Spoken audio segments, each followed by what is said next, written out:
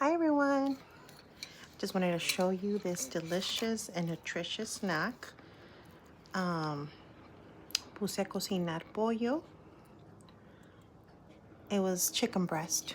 Lo desmenucé, lo dejé enfriar, and then I sliced some apples. I chopped some onions.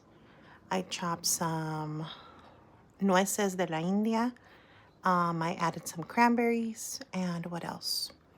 I added pepper, salt, and of course, Greek yogurt. Oh my God, you guys, this is so delicious. Look at this. Let's try it.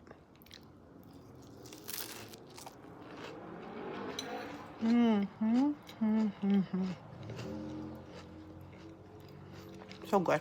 So good. It's a quick snack.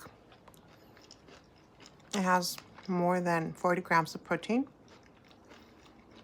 It's so good.